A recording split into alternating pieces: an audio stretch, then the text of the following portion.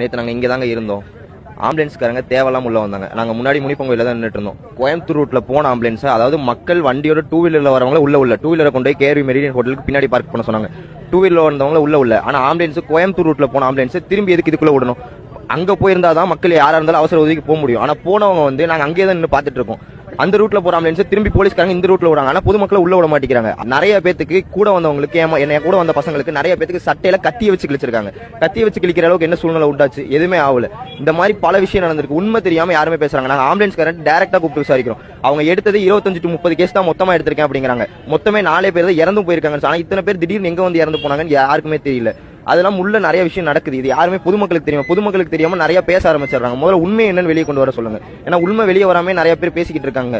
நீங்களே பாக்குறீங்க, நிறைய பேருக்கு கிழிச்சிருக்காங்க, நிறைய பேரை போட்டு மிதிச்சிருக்காங்க.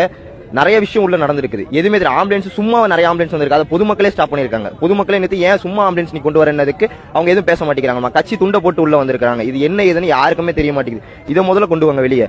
ஏன்னா வெளியே கொண்டு வராம பொதுமக்கள் நிறைய பேர் இது உண்மை நம்பிக்கிட்டு இருக்காங்க. மக்கள் மண்டிட்டு தான் உரிமை போயிடுனா எத்தனை நாளைக்கு மண்டிக்கிட்டே இருக்க முடியும்? அதை யாருமே புரிஞ்சுக்க மாட்டேங்கிறாங்க. இந்த இடத்துல இத்தனை பேர் இருந்தாங்க. போலீஸ் யாருமே ஒருத்தர் கூட உள்ள இல்லை. எல்லாருமே அங்க முன்னாடியே ஸ்டாப் ஆயிட்டாங்க. ஏன் ஸ்டாப் பண்ணாங்க? உள்ள வந்திருக்கலாம்ல எல்லாருமே. கடைசியா உள்ள வராங்க.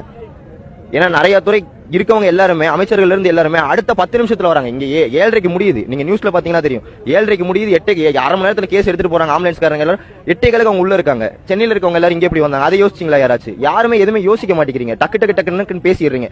அதனால உண்மை என்னன்னு முதல்ல வெளியே கொண்டு வராங்க.